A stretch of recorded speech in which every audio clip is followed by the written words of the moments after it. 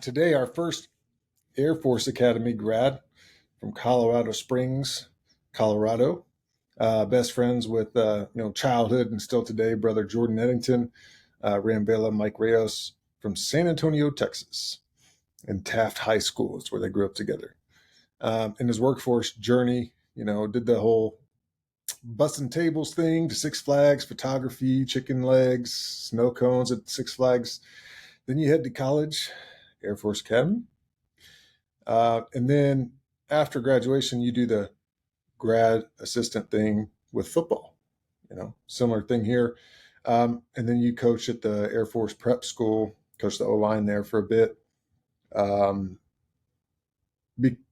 Become a software test manager, deployed as an expeditionary ops XO,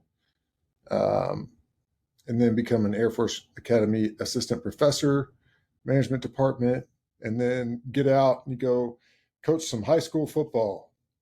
Do that for a couple of years, transition to now a Salesforce enablement, product ownership, and change management role.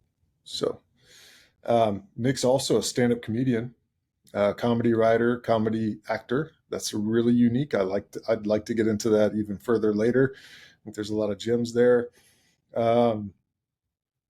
Another side hustle for you, nonprofit type thing is, and you may have to help me with the pronunciations. What's it called? It's called Marivis Foundation.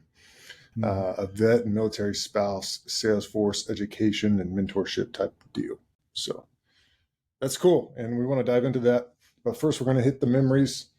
So got the first two memories are from some guys from your Air Force Academy journey, best friends of yours up there. And first one's Stephen Larson. In college, Nick and I were assigned to be partners in our astronomical engineering class. The problem was Nick and I were, equally inept in figuring out what that was. Most of our nights studying together resulted in watching YouTube videos for hours, trying to figure out what we were supposed to do with the next assignment. We were particularly fond of She Wolf by Shakira and Do the Twist by the Wiggles. Yes, man. The real learning happened at that point for sure. I'm telling you, the way that went down, man, Tony, it was like quintessential academy situation, man. So like we show up, it's senior year, and our desks were set up. You sat next to someone, and the table's all connected. So there's rows, but you had a partner in each mini table, Yeah. So day one, I see Steve in class and we play ball and all that together. I'm like, all right, sit with Steve. So we're sitting there. And the whole time we had been told in this class, you get to choose whoever you want to partner with in the class. And so day one, I looked at Steve. I was like, listen, man, you and I don't know what's going on. So we looked around, looked for the smart kids, and we were like, I'm going to go, I'll grab that one. You grab that one. Well, man, I'm telling you, the teacher to start class was like, I'm going to do something different for this class. I'm going to come in and assign you guys. Let's do you two. And then it was like slow motion, man. He was like, you two. And we were like, shit. Oh, it's a struggle, man. I bet. And Ben had something to say about that too. Ben Garland, another one of your Air Force guys that you were close to. And he said so many memories to choose from, so many directions I could choose to take this.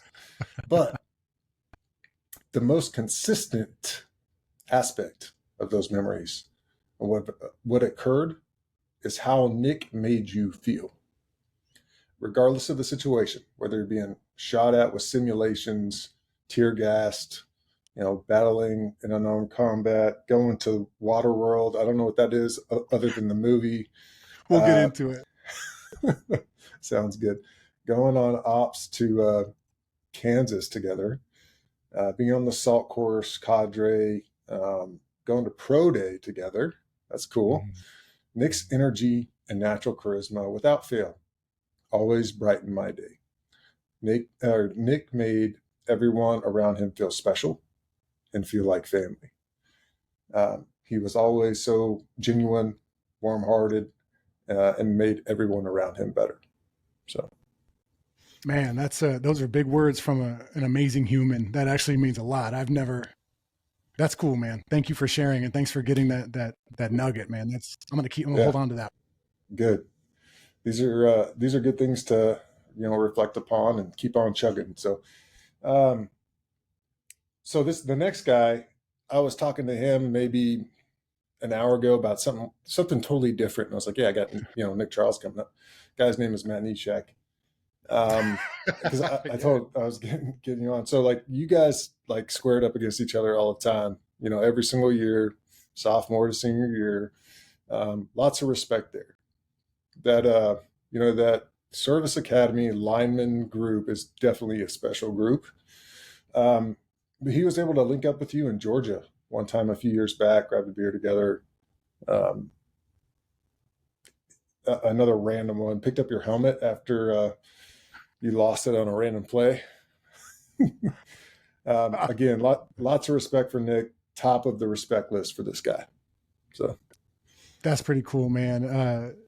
Had a chance to meet Nechek after graduation during 60 days, yeah, and I was road tripping with Ram and Jordan and Mike, and we went from Annapolis and we drove down through Georgia, through Athens, through New Orleans, and back to Texas. So it was like a fun like road trip during 60 days. And it's funny, man, because you play against these guys that you don't know personally, and all my boys have always said these guys are great, but I yeah. just And you don't know grow up anyone. with this like anger against the other guy, and Yeah, then later on you're like, yeah, those dudes were solid. pretty cool, man. And Nishek, man, we like hit it off immediately. He's a cool dude, man. I like him. Nice. All right, next one, Mike Rayos. Said you're the best guy, big heart, and here it comes again. Cares about people. A bit of a gentle giant. He remembers you two at a young age being in pals together. It's like the Peer Assistance Leadership and Service program, Yeah. and that you were great with younger kids. Yeah. You had a green Saturn you drove in high school, and you were a big dude, 6'4", 255, I think. And you're like the Incredibles in that car rolling around San Antonio. You tried to talk Mikey out of leaving the Naval Academy after his, prep year, and then he goes there, and he's kind of thinking like, I'm not feeling this. I need to go back to something else. But you made that call. You're like, hey, have you thought about this? Right? Yeah, man. And that's, when you know someone that you really care about who's making a big life decision, all you can do is try to help support. But what I knew, man, talking to Mike, he's the most capable dude I've ever met. So like, I'm like, you know what? If you do smart. leave, you'll be fine. Like, there's no problem. Super fast too. That's what I remember about Mike. He was like one of the fastest guys I knew. Yes.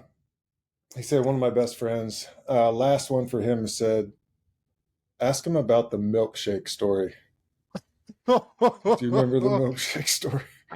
Thank you for the reminder. I need to add this to one of my sets. Yeah, man.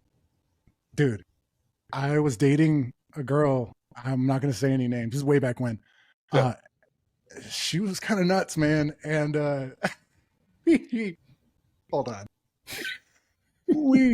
She was dry. All right. I was in the passenger seat of her car on our way to, we used to do a lock-in before every season. All the football team would go in the locker room and lock ourselves in there with the coaches, and we'd have conversations. What are our goals? What are we trying to accomplish? Whatever. Yeah. And she's giving me a ride to this thing, and I had enough of the relationship, so I, on the ride there, like an idiot, broke up with her. And before we turned into the school, I broke up with her. Listen, we need to see other people, whatever. She drives past the school and keeps going, just looking forward, like, And finally, I talked to her. I was like, I need to get to this thing. I'm going to be late. She shows some mercy. She turns around, takes me back. And we had just left Sonic, so we had a couple milkshakes. And I'm stepping out of the car, and I'm looking in, and I'm like, hey, I'm sorry about everything. We'll talk later, but I have to go to this thing. And she just sat there angry. I turn around, and I thought I got punched in the back. Like, I was like, did she just hit me? Is that a thing?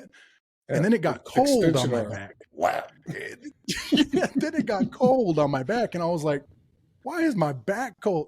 That milkshake was all on my back. She just, whoa. And so I walked into our senior lockout with just milkshake all over me. Everyone was like, what the hell happened? I'm like, angry ex, man, angry ex. Nice.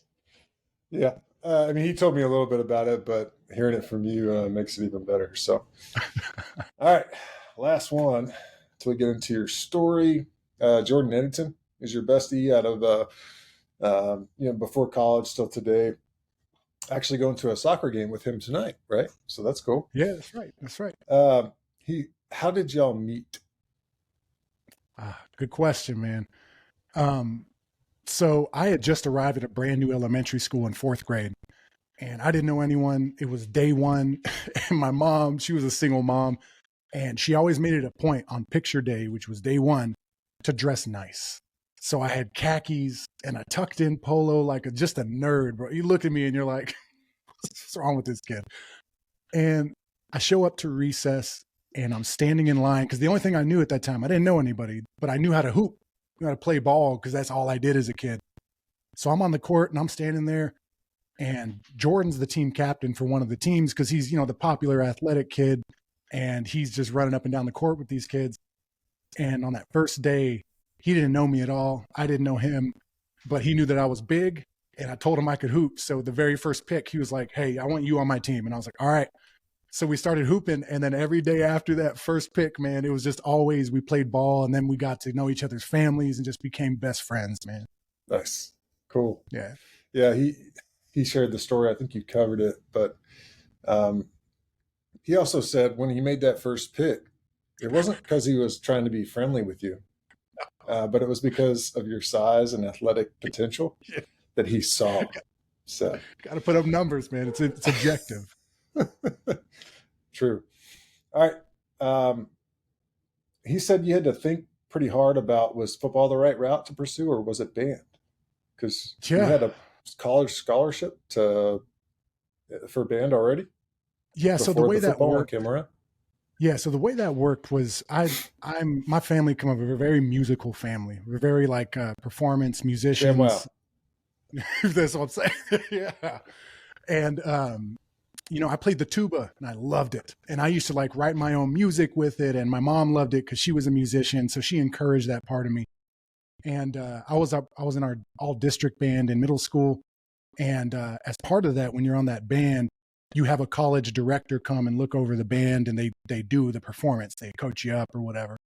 And after the very first rehearsal, this guy, he was from a local college, UTSA, and he was like, hey, you're going to be continuing this, right? And I was like, well, I'm choosing between this and football. And he was like, well, listen, if you want to come to UTSA, you have a spot. Like, you can come play on my band. You just come on, you just stay the track and do it. I was like, okay, like I'll think about it. But all my buddies played ball and it was fun to hit people. So I couldn't turn that down, Gotcha. Found your tribe there. Followed it. Yeah. Yeah. And then from the stand-up comedy perspective, Jordan's seen a couple of your acts in Houston. Want to get to that. He said your knack for teaching was good. Making others feel good, entertained, a good vibe setter. And then after that, you did the high school football coaching thing. Last one from Jordan Eddington. This one's not a sentimental one. It's more of a real one. In football, Nick would always pee himself in the third quarter. Yep.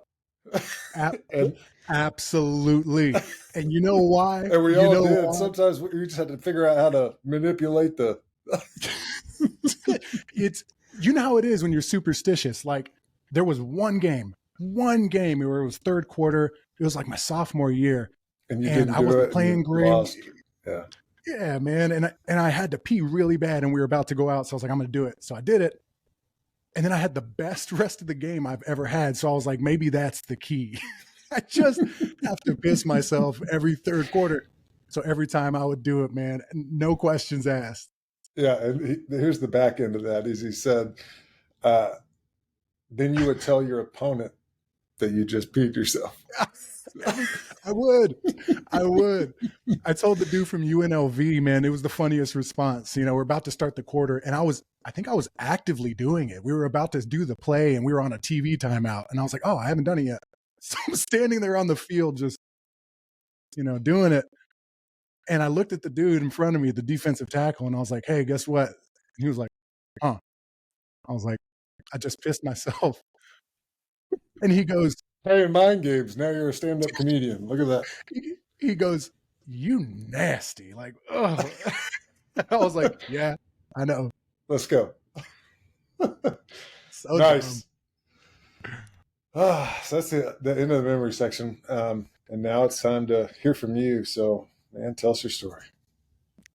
Yeah, man. I want to say before I start, Tony, I've heard a couple of these episodes, and like what you're doing is so cool. Like before we get into that, and just I want to say thanks, man, for letting me be here. Like I know there's that weird rivalry and that tension and all that, but I think there's something beyond that that is just like universal. And I appreciate you willing to have me on here, man. I always looked on trying to figure out how to building bridges, and while we were rivals back in the day, you were boys with, you know, some of my boys, but at the same time, it's not so much about that as how much of a tough dude you were back in the day, because I remember.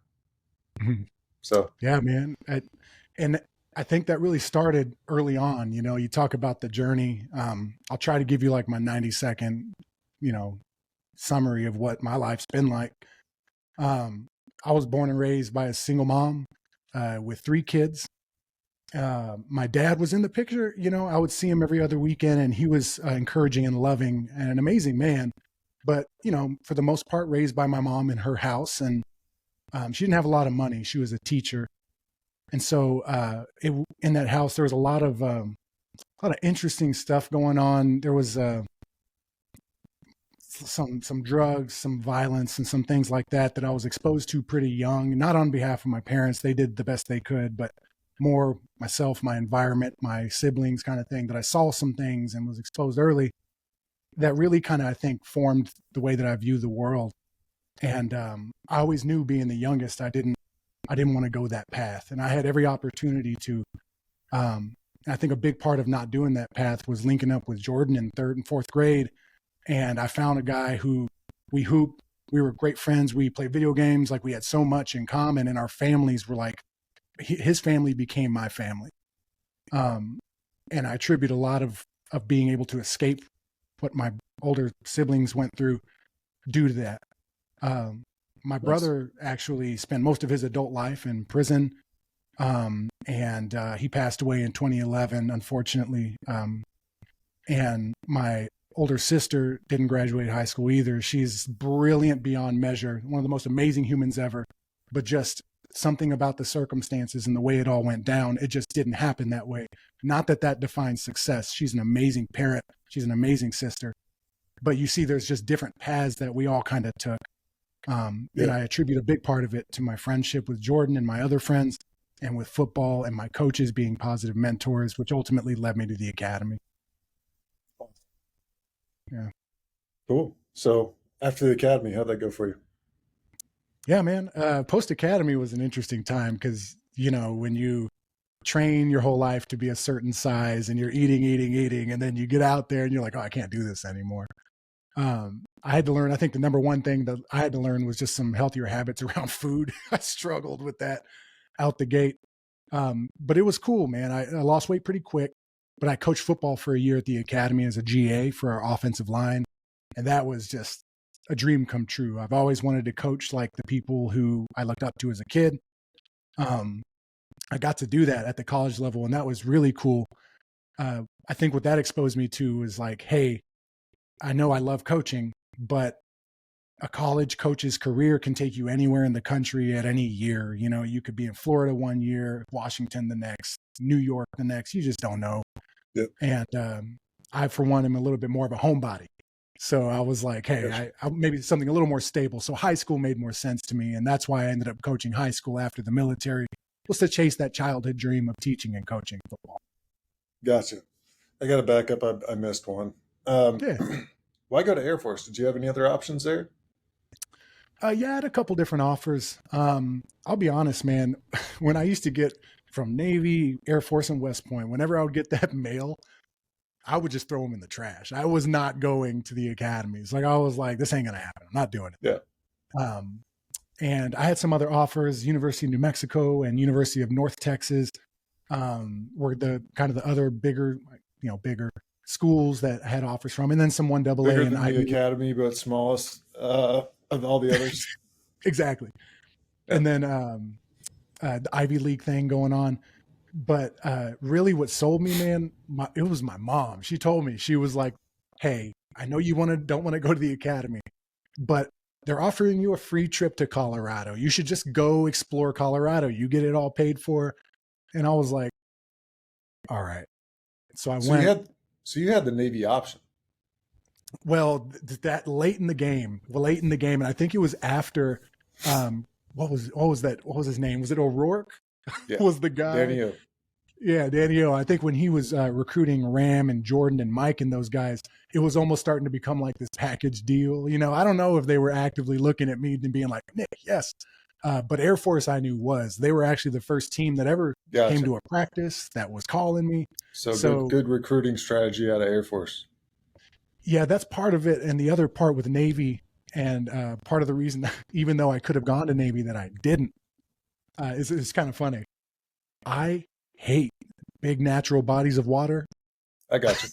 So there was no way. There was no options for me, you know? Gotcha.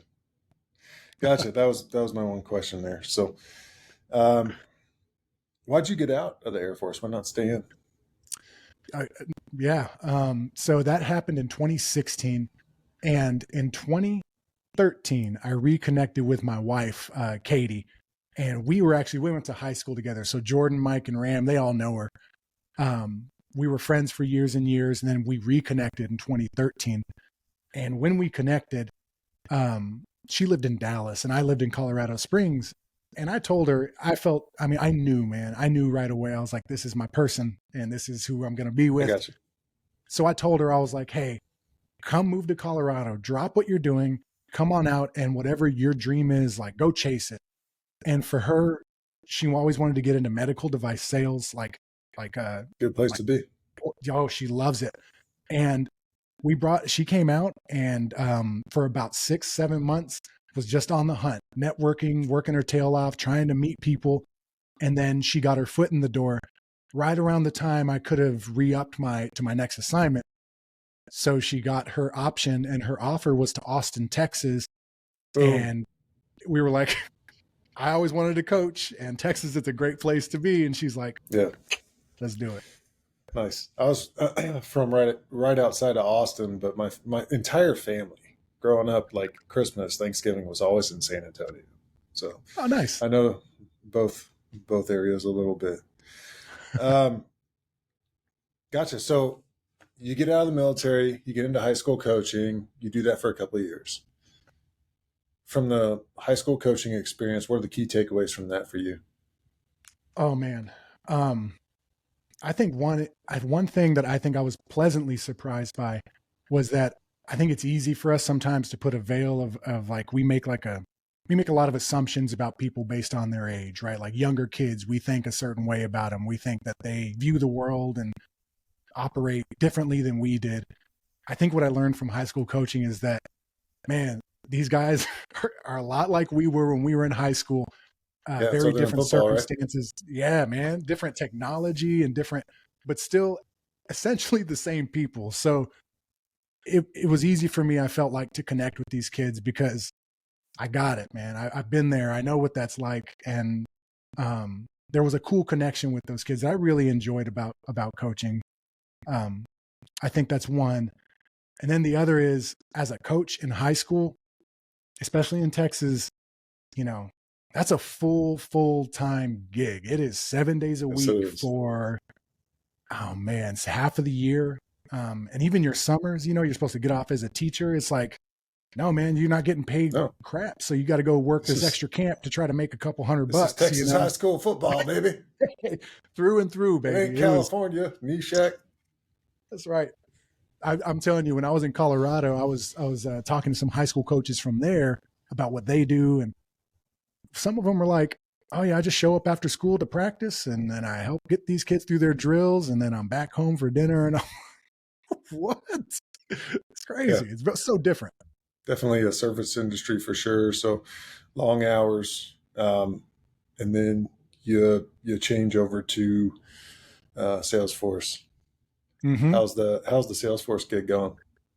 Oh man, it's cool. And the way I stumbled across it was, after coaching high school for 2 years or about a year and a half or so, I knew pretty quickly after experiencing like the parents and other things that high school coaches have to go through.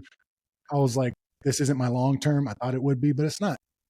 So I started looking at sales jobs, and every sales job I saw was like, hey, you have to have some experience with a CRM or with Salesforce platform. And I was like, what is this thing? So I researched, and it caught my eye, man. It was visually appealing. And I was like, hey, this looks like it could be a pretty valuable skill set. And they offered a bunch of free training. And so at that moment, I knew it's something I like. And if I make my mind up now and dedicate the time, there's no doubt I could do it. So I studied my ass off early in the morning, during lunch, at night for about 5 or 6 months, just trying to understand the platform.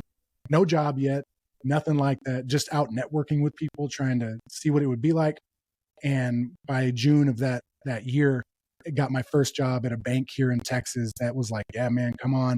And I love the job. I love the people, and I love the unique challenges that it comes with it. So Anything stand out to you from that job so far that's just like, man, when you walked away these few times, like this is what makes this worth it? yeah, I think for me, growing up, kind of like I mentioned earlier, is like I've always wanted to be a teacher and a coach. So whatever I do, I need to do something where I'm helping others or where I'm helping see other people grow, like investing in people. And with Salesforce, the role that I was able to move into, that change management piece, is a lot about coaching people on how to optimize how they use this platform to make their lives better.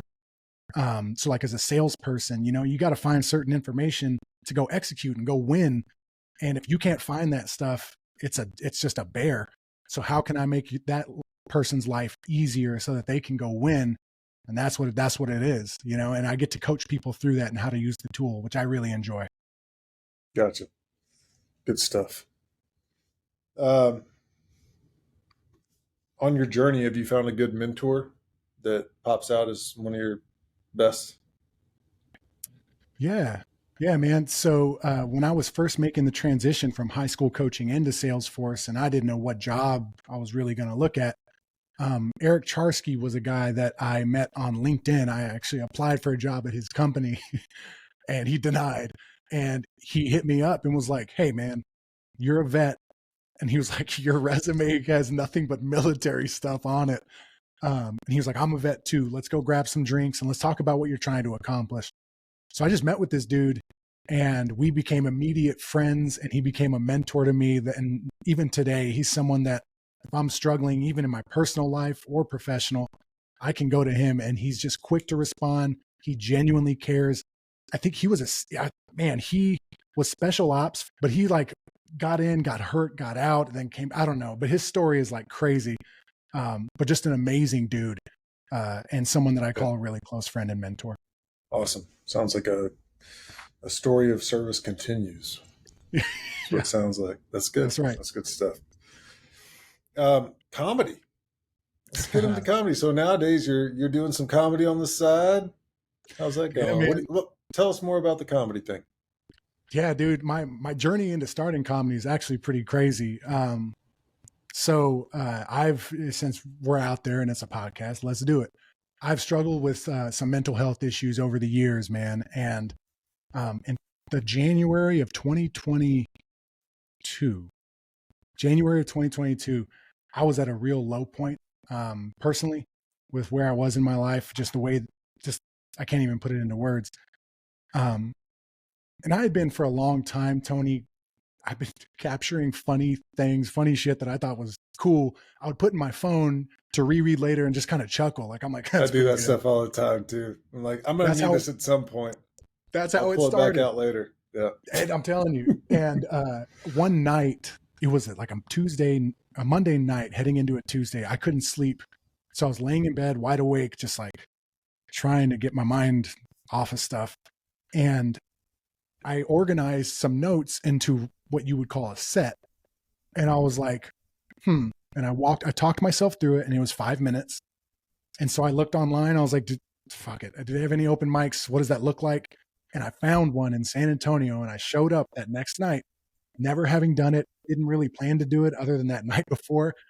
And I'll never forget, like, I'm pretty sure I blacked out during the presentation. It was crazy. It was like the adrenaline, but I went up there, and when I told my first joke and got like an actual like roar of laughter, I was like, oh, that's the ticket right there. That feels good.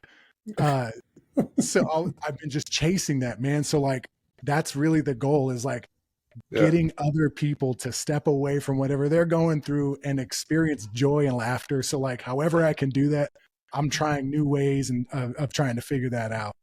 Yeah. Like your memories. They'll never forget how Nick made you feel. Nick's natural energy, charisma, right? Cares about people.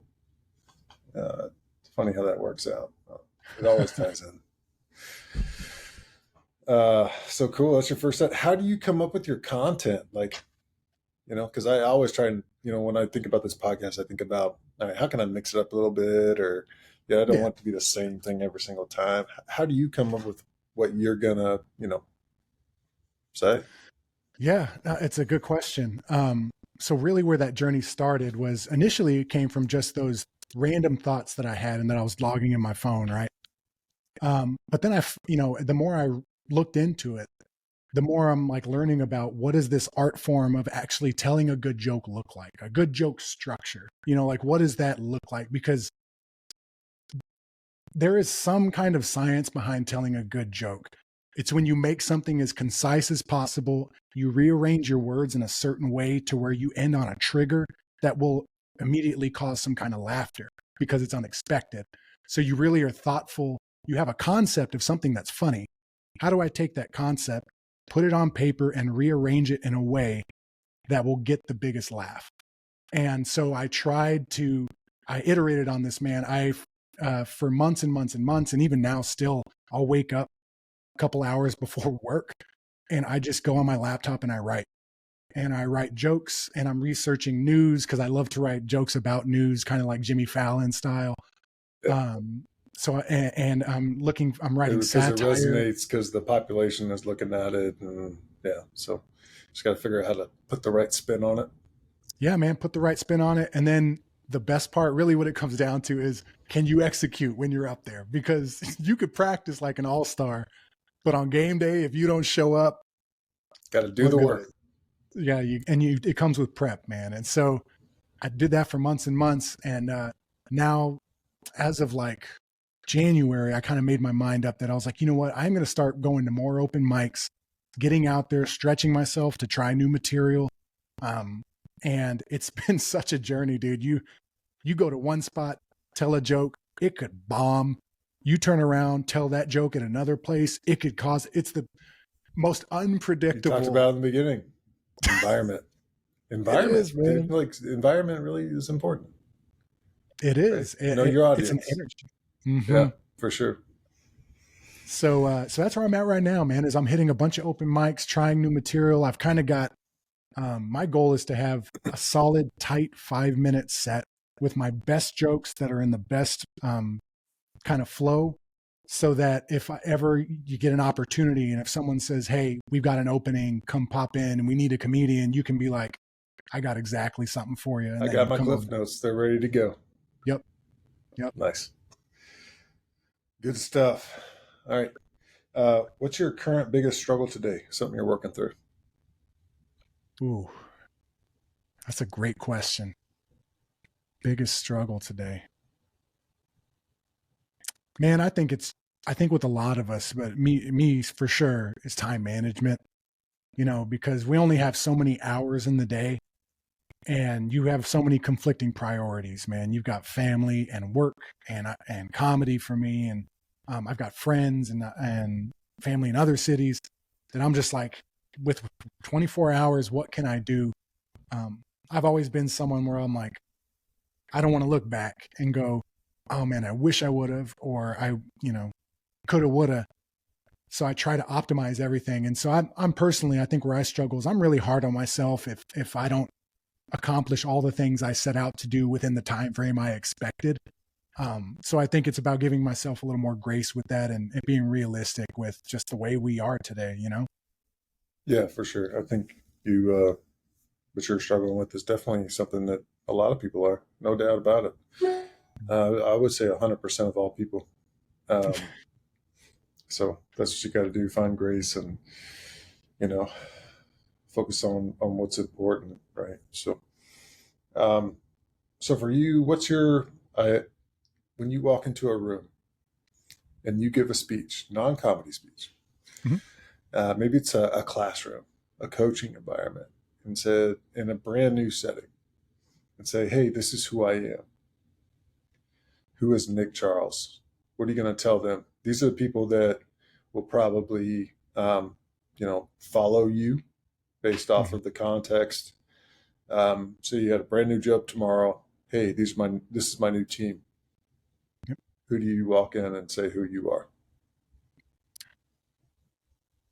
Honestly, I think I've told this to the high school kids when I first met them, and there's a one in, I want to say it's like a trillion chance or something of us even existing as people. You know, life is just this really unique gift that we only have one, and it's such a short amount of time. And my personal mission and the way that I operate is to optimize whatever opportunities I have in this life. So if I have a passion and I have the capability to do something, that I can go down that aisle and I can take it as far as I want. And I believe that. And I believe that anyone really has that ability to do that. I think what I take a lot of joy in is helping people find that and helping encouraging people in that journey. Again, to not live as a woulda, coulda, shoulda, take advantage of this amazing opportunity, this blessing Take of life. some risks, right? Go ahead, man. What's the worst that could happen? You do everything you can, control what you can with your attitude and effort. If you don't hit the goal that you set out, that does not make you a failure. The fact that you're swinging for the fences says more than anything else. So Yeah. The best experiences are the ones where you fail a lot, right? yeah, That's where you learn the most. yeah, The more struggle, the more growth. So, no doubt. all right. Um, Last question. What's your price of admission? Yeah, man. I think everyone has to find their give a damn factor. It's that thing. It's that thing that wakes you up. It's that thing that helps you stay those extra hours. That thing that motivates you to reach your goal, whatever that is. You have to know that give a damn factor, and it might be forged through, like I talked about my childhood growing up. All those things that I experienced. It might be forged through some other way. But you have to find, and you have to be on a journey and willing to be humble enough to really search yourself and find whatever it is that makes you give a damn about what's in front of you. Because the moment you don't give a damn, dude, you're a dead man walking. And I've personally, I felt that way before. And so I know that feeling. As soon as you let your guard down, it strikes. 100%. It's the second you blink, man. So you stay hot, you stay on it, you get those practice, you get those habits down, and you pursue, baby. Yeah, no, I was looking through a couple things you said about your mindset and ability to survive, and your give a darn factor. Spending the early morning studying, the days off, perfecting the craft, taking risks, ensuring that we help others along the way. And what I really liked about your kind of mindset thing here was before every single snap, you had this mentality like, Mm-hmm. I'm going to dominate this specific play. It wasn't the game, it wasn't the quarter, it wasn't the 10 yards. It was this play. I'm going to give it everything I got. And it was a feeling, man. And I call that my pre-snap mentality. It's this idea that before you put your hand in the dirt, your mind is already made up. You know what my assignment, I know what my assignment is, and I'm about to absolutely obliterate whatever obstacle gets in the way of me accomplishing my assignment.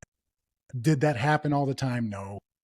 But I was Gave you a always better putting myself in chance. position. Yeah. Yeah, for sure. Well, cool, man. So the family, you married, got kids? No kids, 2 dogs. So I always tell people no kids so we can afford the guac at Chipotle, which is great. Oh, Uh, yes, you have kids, don't you? I do. Got a few. Yeah. Yeah. Yeah. Well, man, really appreciate the time tonight. And I know you got to get off to go see a soccer game, right? Yeah. Yeah. European football. Yeah. Yeah. Yeah, with Jordan Eddington, and I'm sure he'll be chanting Manchester United in his English voice as he does. But and really appreciate the story tonight, um, and happy to get our first Air Force Academy guy on here. And like Nishak said, definitely a beast. I remember getting manhandled by you a couple times, uh, more than a few. But it's good to recognize the respect and you know same mentality, and have a good night. Appreciate your time. Yeah, man. Tony, I appreciate you, brother. Thanks again.